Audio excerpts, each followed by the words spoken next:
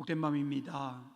이 밤에도 하나님의 은혜가, 하나님의 말씀이 여러분 가운데 함께 하시길 주님의 이름으로 축원합니다. 지난주 말씀 혹시 기억하세요? 고린도전서 4장 앞단락 1절부터 13절 그렇게 말합니다. 사도 바울은 하나님의 종인 나를 여러분들이 판단하지 마시기 바랍니다. 나도 나를 판단할 수 없고 오직 하나님만이 판단하실 수 있습니다 라고 말했습니다. 또한 지난주 8절에 보면 내가 여러분들을 보니 여러분들은 이미 너무 배가 불렀습니다. 그리고 여러분들은 왕처럼 살아가고 있습니다. 여러분은 왕의 자리에 서 있고 여러분은 배가 부릅니다. 좋은 거예요? 아닙니다. 틀렸습니다. 우리가 왕이 되고 우리가 배부르면 안 됩니다. 그런데 여러분들은 왕이 되고 또 배부르면서 또한 그리스도의 일꾼, 예수님께서 세우신 사도요, 하늘의 비밀을 맡은 자인 나는 여러분들이 저 끄트머리다 놓고 여러분들에게서 비방을 받고 있습니다. 그러면 안 됩니다 라고 말씀하는 겁니다. 가끔 성도님들이 하나님의 종이라고 합니다. 그러나 그 말에 무게는 별로 두지 않는 것 같아요. 마음에 들면 듣고 마음에 안 들면 어렵습니다. 그죠? 예전에 그런 적이 있었어요. 어떤 여자 청년이, 제가 가르친 청년이 제게 질문을 했어요. 목사님, 저 남자 어때요? 좀 스펙도 괜찮고 여러 가지가 괜찮아요. 저도 잘 아는 청년이었어요. 글쎄, 내 생각엔 좀 그렇다. 기도 좀 더 해봐라. 그리고 얼마 후에 무슨 일이 있었는지 아세요? 둘이 결혼한다고 하더라고요. 얼마나 무안하고 미안하던지, 결혼할 거 있으면 나한테 묻지 말고 둘이 결혼한다고 축복해달라고 해야지. 저 남자 어떠냐고 하니까 나는 솔직하게 얘기했잖아요. 둘이 이미 결혼하려고 준비하고 있었는데 글쎄 나는 별거 좀 그런데 기도해봐라 그랬잖아요. 그리고 얼마 안 있다가 이번에는 남자 청년이, 제가 가르친 남자 청년이 제게 질문하는 겁니다. 목사님, 그 아가씨 어때요? 어떻게 해요? 솔직히 얘기했죠. 글쎄, 겉은 괜찮은데 좀 그렇다. 좀만 더 기대해보면 안 되겠니? 그리고 어떤 일이 일어났는지 아세요? 역시 얼마 후에 또 둘이 결혼한대요. 이것들이 결혼하기로 생각을, 둘이 마음이 있어서 이미 진도가 나갔으면 목사님 어떻게 생각하세요? 라고 질문하면 안 되죠. 목사님, 우리 둘이 결혼하려고 하는데, 아니면 우리 둘이 진지하게 생각하고 있는데 축복해 주세요 그래야지. 저보고 어떻게 생각하냐고 하니까 나는 그냥 속에 있는 얘기를 해버렸잖아요. 제가 그 뒤로 결심을 했습니다. 앞으로는 누군가 청년들이 나한테 와가지고 다른 사람이 어떠냐고 물어보면 절대 대답 안 하리라. 모른다고 해야지. 진짜 모른다고 해야지. 그 뒤로는 사람들이 제게 질문을 안 해서 다행입니다. 진짜 하나님의 뜻을 구하려 온 게 아니었어요. 조언을 구하러 온 것도 아니었습니다. 그런데 괜히 엉뚱한 소리를 했잖아요. 종종 그럽니다. 성도님들이 어떤 문제를 놓고 질문을 합니다. 아니면 어떻게 생각하세요? 뭐라고 얘기하죠?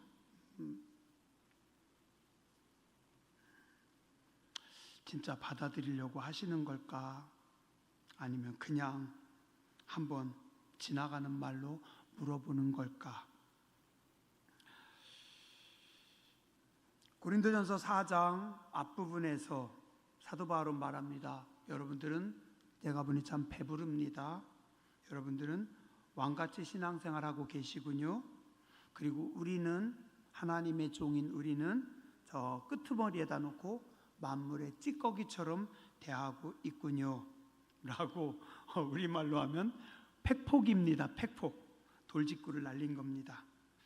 오늘 14절에 이어서 말씀합니다.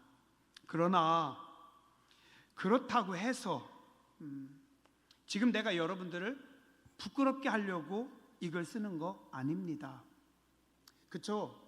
사도 바울이 기분 나빠서, 예전에 열받아서 감정 표출하려고 지금 고린도 교회에 편지 보낸 거 아닙니다. 내가 기분 나빠서 여러분들에게 편지 쓰는 거 아닙니다. 나는 아버지의 마음으로 여러분들을 권면하고 있습니다. 자, 자식들이 실수하거나 어리석게 행동할 때 아버지나 어머니의 마음은 어때요? 정말 큰일 났습니다. 큰일 났어요. 진짜 안타까운 마음으로 쳐다봅니다. 그리고 하나님께 기도합니다. 하나님, 저 녀석 어떻게 해요? 하나님, 저 녀석 어떻게 해요? 세상에 어떤 부모가 자식이 실수하고 있는데, 아니면 자식이 잘못하고 있는데, 그래, 너 그렇게 한번 가봐라. 그러다가 어디 하나 부러지지, 한번 크게 다치지, 한번 좀 너 좀 맞아봐야 정신 차린다. 그런 부모 있어요? 없어요. 아무도 없어요. 왜요? 내 새끼니까. 내 새끼니까. 걱정해요. 저러면 안 되는데, 저러면 안 되는데. 부모는 어떻게 해요? 차라리 네가 다치는 것보다 내가 아팠으면 좋겠다. 차라리 그거 내가 안을 수 있다면 그냥 내가 아프고 내가 고생했으면 좋겠다. 진짜 부모는 자기가 대신 다쳤으면 좋겠다라고 생각합니다.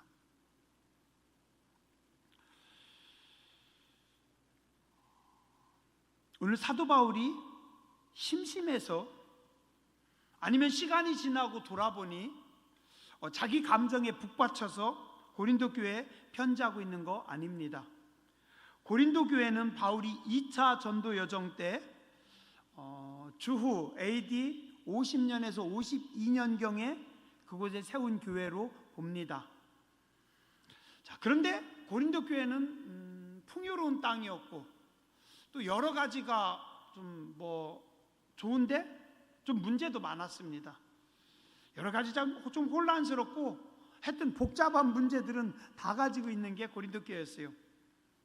사도 바울이 3차 전도 여정을 떠나서 전도여행을 가면서 이 고린도 교회의 문제들과 시끄러운 소리를 들었어요. 고린도 교회 안에서 파당 짓고 있고, 음행의 문제, 여러 가지 문제, 하여튼 막 복잡한 문제들이 너무 많아요. 그래서 그걸 들으면서 에베소라고 하는 곳에서 3차 전도 여정 중에 고린도 교회를 생각하면서 안타까운 마음으로 편지를 쓴 게 오늘 고린도 전서입니다. 그러니까 바울이 고린도 교회를 세우고서 한 2, 3년쯤 후에 제 3차 전도 여정 때 에베소에서 썼습니다. 교회 안의 분열, 도덕적인 타락, 예배와 은사, 부활 신앙의 혼란들, 이런 것들을 잡아주고 고린도 교회 성도들이 신앙생활을 잘하게 하도록 권면하기 위해서 사도 바울이 쓴 겁니다. 무슨 마음으로요? 아버지의 마음으로. 내가 개척한 교회인데, 내가 세운 교회인데, 그 교회에서 신앙생활하는 성도들이 너무 철이 없어요. 너무 말씀을 몰라요. 너무 하나님을 몰라요. 하나님도 모르고 말씀도 모르고 철도 없으니까 그냥 자기들 맘대로 우리 편이 좋아, 우리 편이 좋아 막 싸우고 있어요.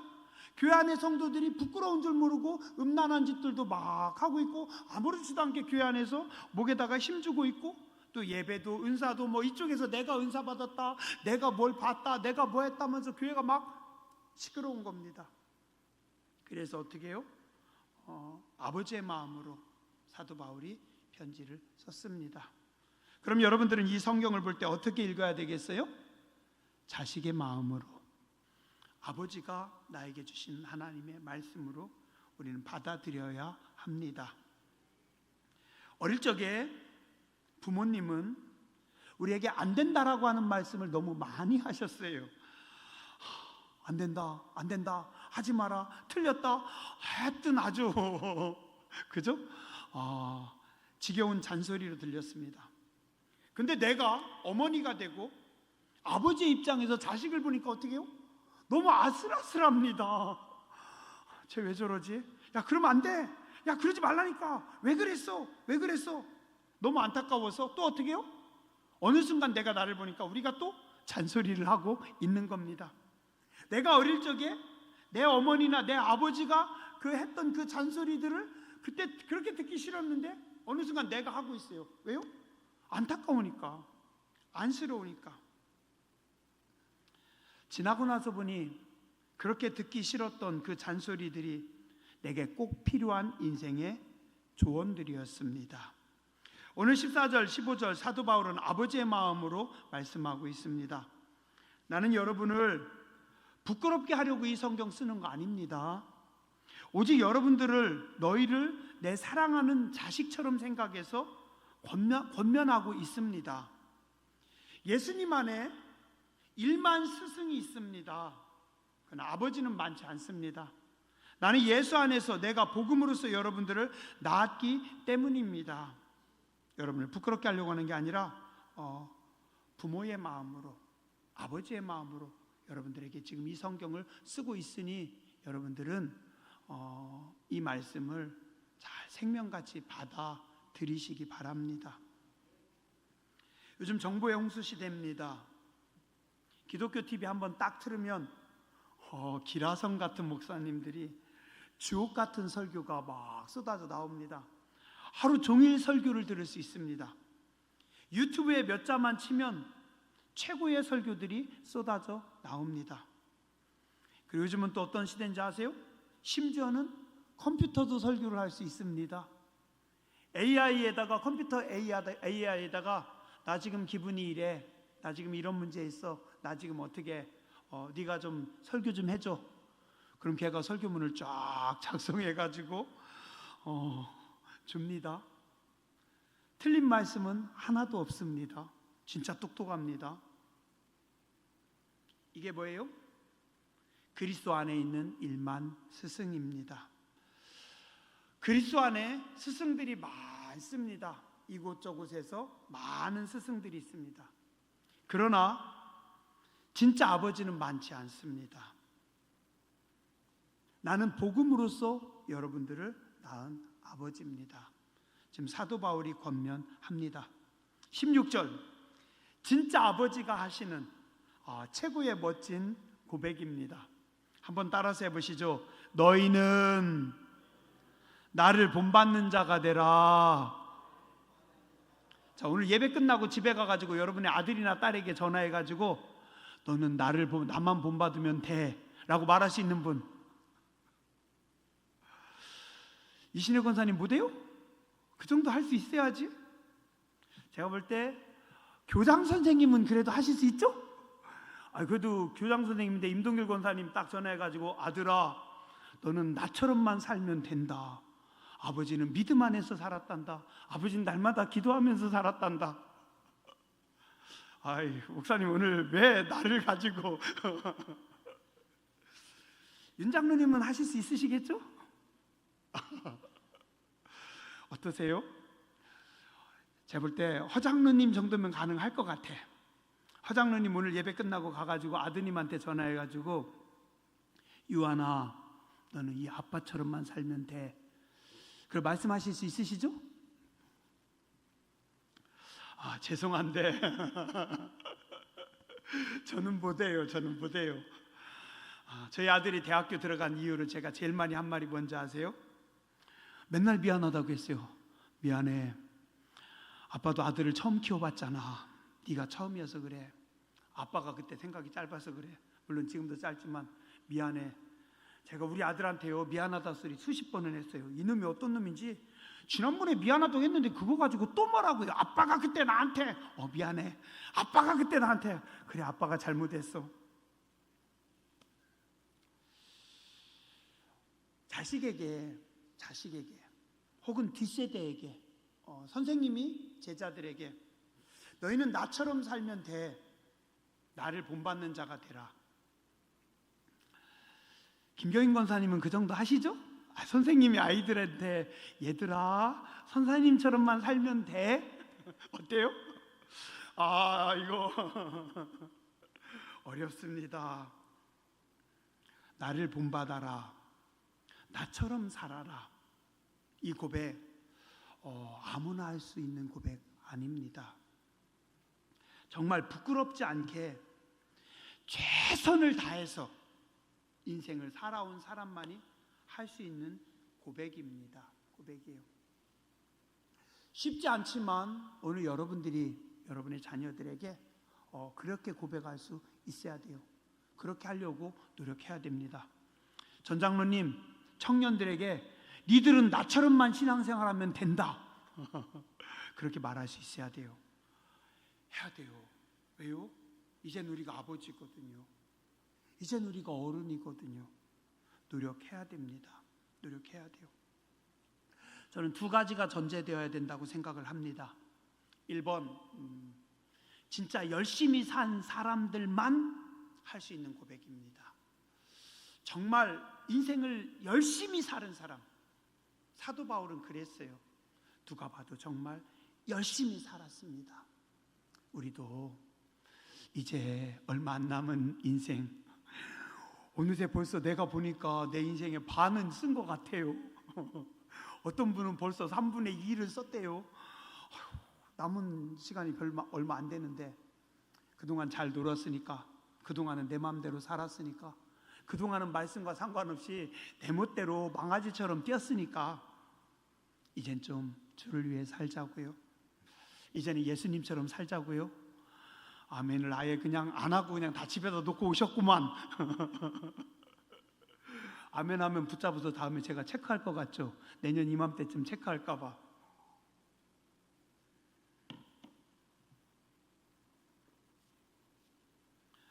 열심히 산 사람만 너희는 나를 본받으라 라고 말할 수 있습니다. 또 한 가지가 전제됩니다. 인생을 열심히 사는 것도 중요하지만 지혜롭게 산 사람이 고백할 수 있습니다. 나도 열심히 살았어요. 그때 진짜 열심히 살았어요. 몸부림쳤어요. 근데 지나고 나서 보니 그때 내가 뭘 좀 몰랐네요. 제가 아들한테 늘 미안하다고 하는 게 그거예요. 최선을 다해서 내가 할 수 있는 건 열심히 한 것 같아요. 아들 키우려고. 그런데 지나고 나서 보니 아빠가 몰랐어요. 아빠는 그냥 그렇게 하는 게 최고인 줄 알았어. 지나고 보니 아빠도 몰랐어. 아빠도 잘못 살았어.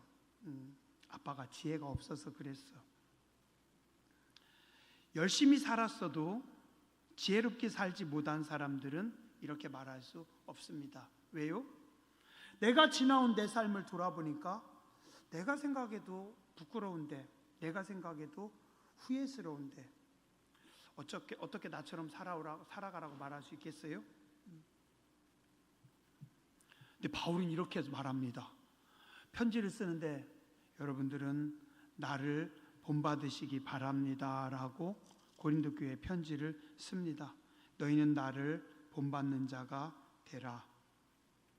우리는 나에게 주어진 시간과 삶을 부지런히 살아야 합니다.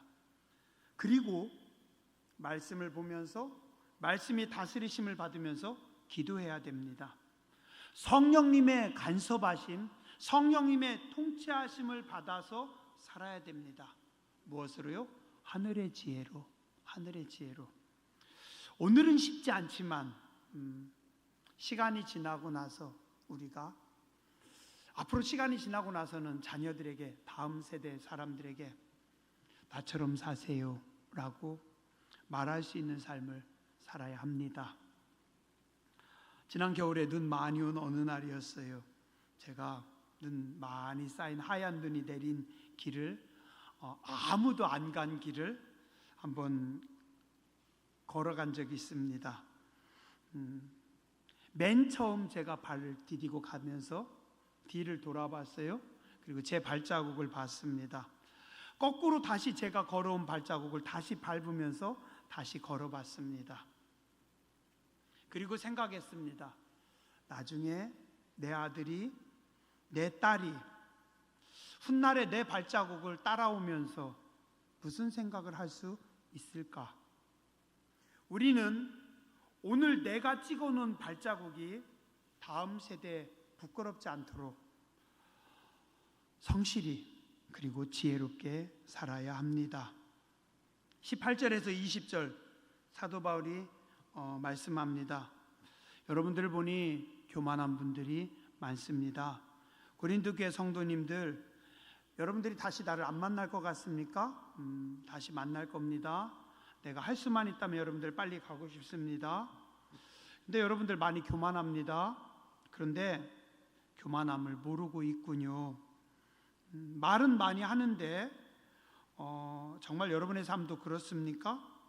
하나님의 나라는 말이 아니라 능력입니다. 여러분들이 말하는 그 말이 아니라 여러분의 삶에서 얼만큼 능력이 있나 내가 알아볼 것입니다. 예, 맞아요. 한 번만 더 띄워주세요. 하나님의 나라는 말에 있지 않고 어디에 있다고요? 오직 능력에 있습니다. 하나님의 나라는 말이 아닙니다. 능력입니다. 어쩌면 우리가 인생을 살아가면서 세상에서 가장 쉬운 것 중에 하나가 말하는 걸 겁니다. 말로 하는 겁니다. 말로 하는 거 누군 못하겠어요? 아주 재밌는 거 종종 봅니다. 술자리에서 앉아가지고 윤석열이 말이야, 이재명이 말이야, 그 돌대가리인 것 같아.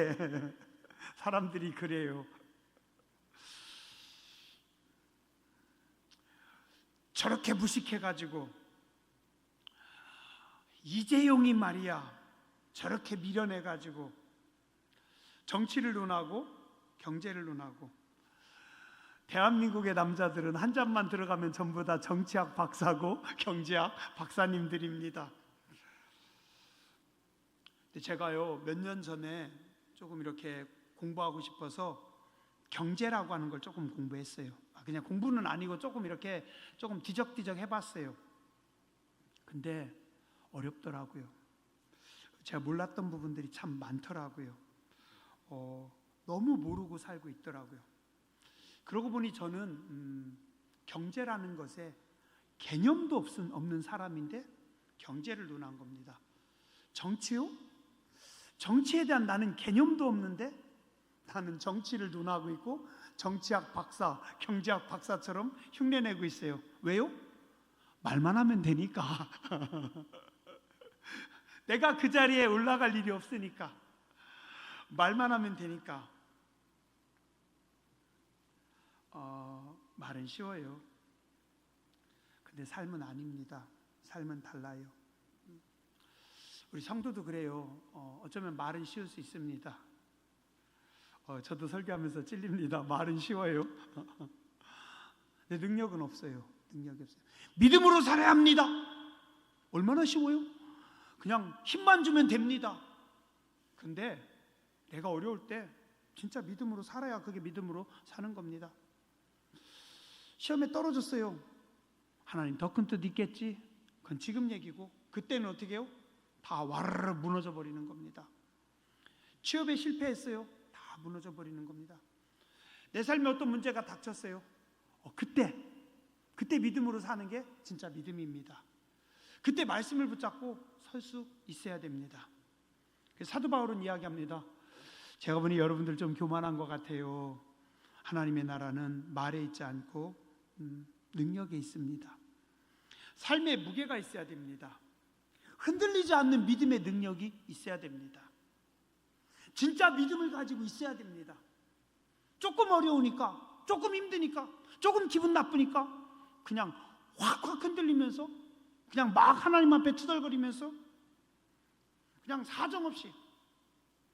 어른들은 기억하시죠? 예전에 우리 바심할 때 어떻게 해요? 바심 다 끝나고 나면은 이렇게 손으로 돌리는 선풍기 있죠? 이름이 뭔지 모르겠어요. 손으로 돌리는 선풍기 이렇게 돌리고 멍석 쫙 깔아놓고 거기다가 어떻게 해요? 별을 이렇게 남편은 이거 하고 있고 아내들은 거기서 이렇게 별을 내립니다. 쭉정이는 어떻게 해요? 다 날아갑니다. 탑식이요? 다 날아갑니다. 알곡들은 거기 그대로 소복하게 쌓입니다. 그죠? 그러면 그 알곡을 다 모읍니다. 그죠? 그래야 돼요. 바람에 날아가는 믿음은 믿음이 아닙니다. 무게가 있어야 돼요. 무게가. 삶에 무게가 있어야 됩니다. 믿음에 무게가 있어야 돼요. 하나님의 나라는 말에 있지 아니하고 오직 능력에 있다라고 사도 바울은 오늘 말씀하고 있습니다.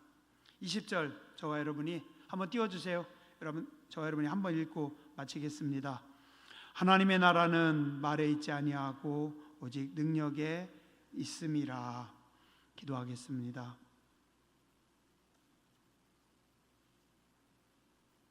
자비하신 하나님, 오늘도 이 저녁에 저희 불러주셔서 감사합니다. 예배하게 해주시니 감사합니다.